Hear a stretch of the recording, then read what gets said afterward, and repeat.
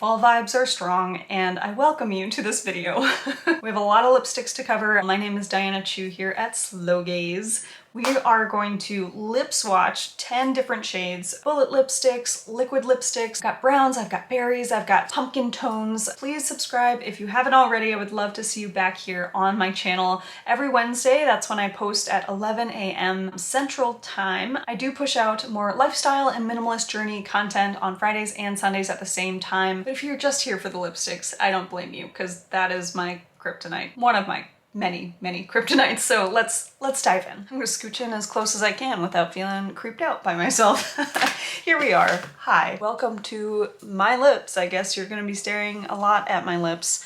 I am 30 years old and I can tell already that my lip lines have become a lot more diminished. They're fuzzier. The color is less vibrant. I have a darker brown tone to my lips and the centers are slightly pinky peach, but they're all tending a little bit towards the brown. Just keep that in mind as you're watching. You're also seeing a lot of studio light coming from this side and very natural diffused light coming from this side. I have a little bit of a warm light, but most of all, this should be an accurate depiction of the color. Let's start with a favorite of mine. It is just a favorite in general, but it feels a little more fall because it has a muted, richer berry tone. And this is Bond Girl by Charlotte Tilbury. She comes in this classic rose gold packaging in that matte revolution bullet. I love the angled shape of this. It really helps with application. So this is the kind of pink that I like to wear. It's deep, it's rosy, it has like a berry touch to it. I find that I can layer this color up. It is not just one swipe. Wow, it's reading really pink in the camera. It's like a tame berry. It smells like a very sweet, pure vanilla, nothing too frosting, cakey. It feels like a nice hint of vanilla, not too strong. And once it's on my lips, I can't smell it. What do you think? Is this a shade that you would wear sort of on the daily? Let me know down below. I'm armed with my makeup wipes from Honest Beauty. Okay, not gonna reapply concealer just yet, but I am gonna blend the edges out slightly just in case. I am gonna move into another nudie mauvey tone. This has a lot more brown to it, so this is kind of still in the neutrals range. This is by Huda Beauty. It came in a little pack with her H.B.I.C liner, which I will put on, and then we have this beautiful Power Matte Bullet. Oh, another chiseled, beautiful tip. I do like using lip liners. Most of the time I don't have time for it, or I just feel like it's a bit fiddly. My lips are very uneven. The pencil's all right. It's not too wet, it's not like a perfect gel, but I can tell it's extremely pigmented.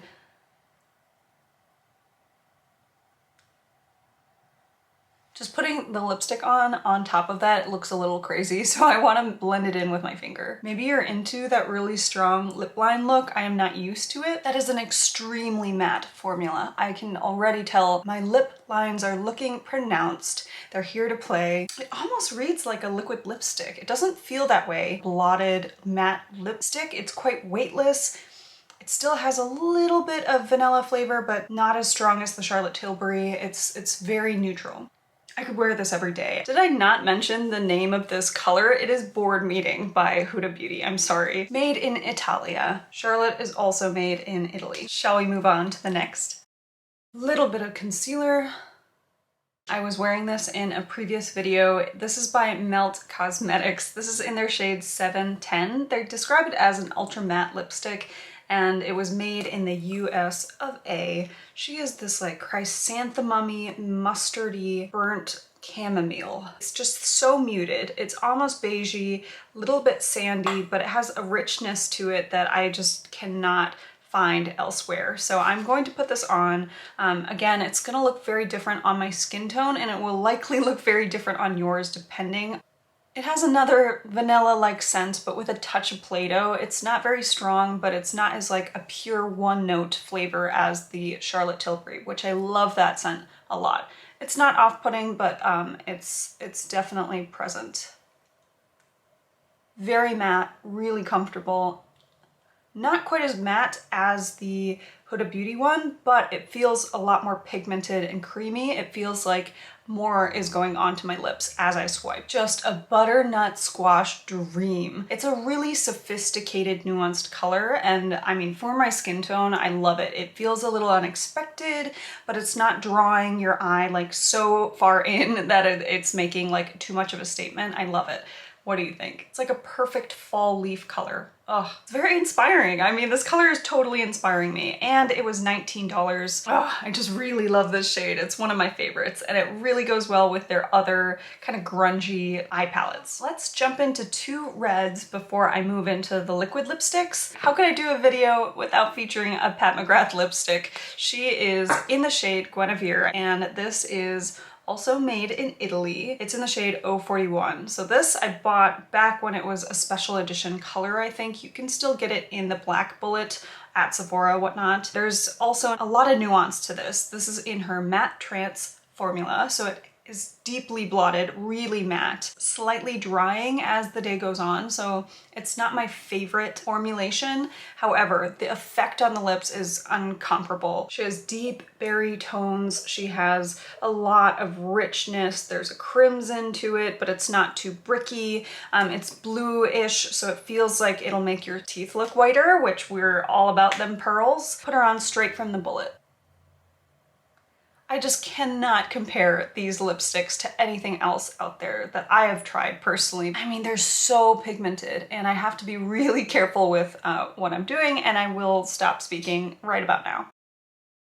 Man, the sheer act of putting on lipstick, taking that moment and just being right there with my lip lines and putting on such a bold, rich color, it feels like self-maintenance. Like, it feels really like an intimate act, and it's a lot of fun. It's pretty transformative. I don't know, I'm enjoying myself. What I love about these lipsticks is that it's unwavering. The pigment is either here or it's not. You put it down and that's it. It's so unapologetic. I find that deeper red lipsticks look really good on my skin tone. There's something about the coloring of my skin and the way that I have such dark features that plays well with a darker lip tone. So I'm not always in search of the perfect nude lip. I've had quite a few of her other shades, but Guinevere is one that has just kind of stuck with me time and time again. It's that perfect neutral red, a little bit on the blue side, but on my skin tone, it's reading really true and really vibrant. I wonder how this will compare to the next one. All right, concealer is back. Ilia lipstick in the shade Rumba. Pat's on the right here is far more pink. This has a lot more satin emollients to it. It is a truer red. This has a lot of nuance and pink, and it's almost muted and far more matte. So I'm not even gonna pretend like this Ilia lipstick is playing in the matte realm at all. But when I put her on, she has just enough depth to her that it still feels like a perfect fall warming shade. Super pigmented. This is so creamy, but also really oily. It's like when you put on a matte lipstick and then put a lip gloss on top. That is how it feels, but in a single bullet. You can tell that it was kind of sweating a little bit. I think it's from all of those oils that are packed into this. The smell is a classic lipstick smell. Not quite to the Gucci, powdery, like women of old sort of smell. It is far more in just a traditional lipstick smell, and I don't know if that's the oils they use in here. It is a clean, non-toxic by their standards formulation. It is made in USA, and let me do my bottom lip here. Okay, this is a little bit more vampy. It feels like my Rocky Horror Picture Show lipstick brings out like the night creature in me. It's a little more modern. I feel like it's wearable during the day, but I want to wear it at night, if that makes sense. Matte lipsticks feel really good when it's fall, when it feels like we're all getting cozy, but this has a little bit of edge to it, even though the shine feels very conventional. Oh, I love it. I wore this in my September favorites video, and I'll link that down below if you haven't seen it yet. What is your favorite so far? Please chime in down below. I will say that all of these have been very easy to take off. There hasn't been staining. I'm not wearing them for long, but it hasn't felt like they are causing a fuss. I have two Melt Cosmetics liquid lipsticks, and if you look at them in the cartridges, they basically look like the same color. I am very aware. I guess I'm always searching for that perfect chestnut brown on me. Not necessarily the perfect nude, but I love brown lipsticks on me, and This is no exception. So I'm gonna show you what they look like just out of the tube. I'm laughing because they look so similar, but actually they're quite different, right? Already we can tell that this one here, which is in the shade, the lighter one is Ginger. She is far more hazelnut cream colored. She has peachy tones to her. She has beigey tones to her. Chestnut here has almost a greenish brown plus orange. Deeper. So let's go with Ginger first. These again are $19. They smell a lot like the Kylie, I was gonna say Kylie Minogue. Where is Kylie Minogue these days? That is, wow. Such an early 2000s reference right there. Kylie Cosmetics lipsticks. Very saccharine, almost unbearably so. Maybe a hint of red vine. You walk into a candy store and you smell the Sour Patch Kids plus all of the chocolate malt balls. That's what I'm getting a little bit of, but she is smoothing on really well. I've heard that people don't love this applicator tip. I don't mind it. It's kind of hard to tell, but it does bend to the pressure of your hands. When you're pushing the wand against your lips, it does feel like it can bend, and some people don't like that. They want the stiffness so they can get precision. However, I like to go in with a very light hand so it still is stiff, and I'm getting really nice precision with the tapered tip of that doe foot. I find this a very useful cartridge. It's a really nice formula. I find this better than the Anastasia Beverly Hills liquid lipsticks. That feels really drying to me. Drying down darker versus what you saw in the cartridge. Came off pretty quickly, pretty well. That did not stain my lips at all, but I am gonna go in with a little bit more concealer. So we're moving on to Chestnut here.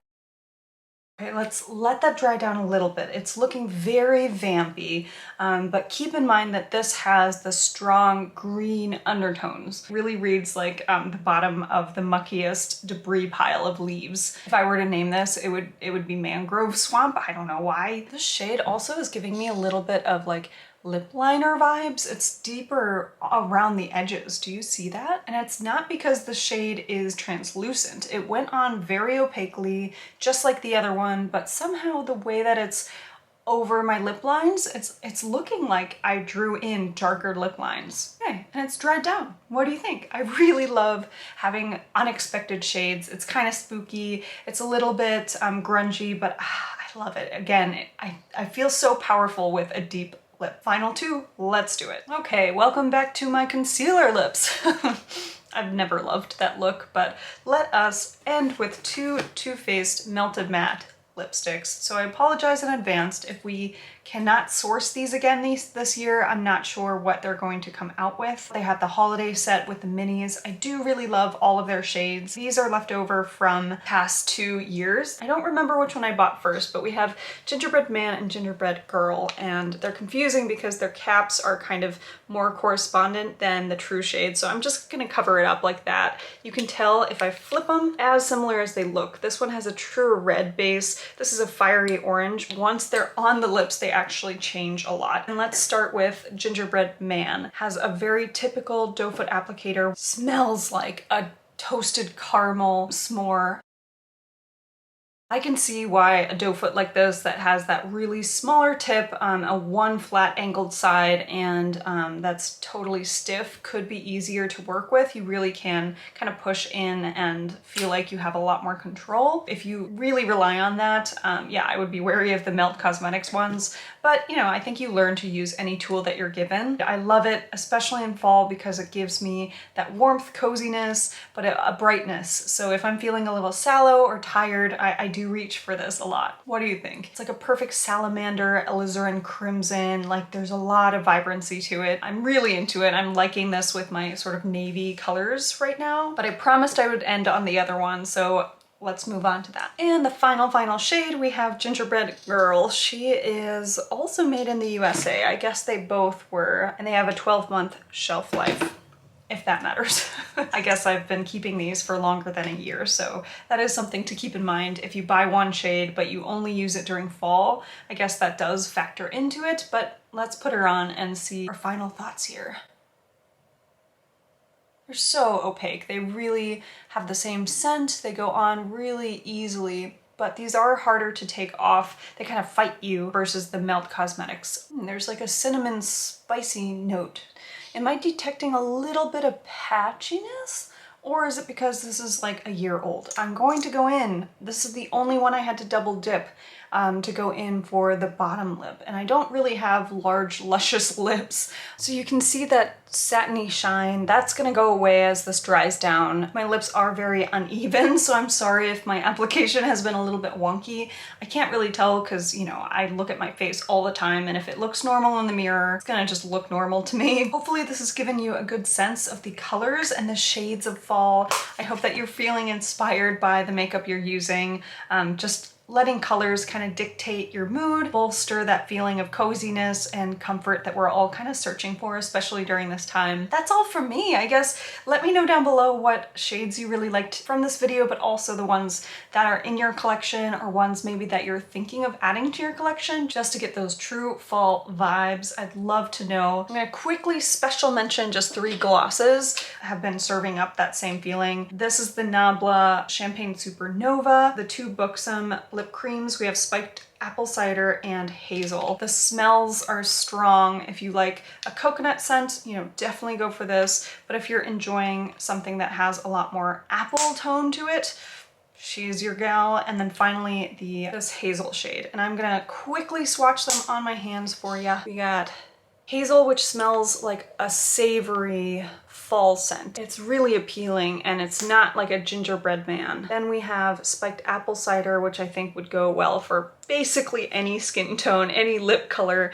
no matter how brown or pink or beigey undertoned your lips are. This will kind of help even out and give that nice plump pinkness. Sometimes a rosy tone can really wake up the complexion. I think that would be great for more mature skin tones as well. And finally, we have this Champagne Supernova. It doesn't have a base pigment to it, but it does have that sparkle that's copper toned. It does have pink and silver sparkles as well, so it just plumps your lips from afar. These two also have that plumping effect where it's just kind of like tingly. If you liked this video, please give it a thumbs up. I would love to hear from you down below as well. Subscribe if you haven't already. That would mean a lot to me and help my little channel grow. You can always buy me a coffee if you want to support this channel, help me buy better equipment, help me in my goal to be a full-time content creator. I know it's a lofty goal. It's gonna take a lot of time, but every little thing helps. So thank you so much for watching. I hope you are safe. I hope you're sound wherever you are. Cheers from Milwaukee, Wisconsin. Please vote. Please, please, please take care of yourself, and I will see you on the next video. Adios.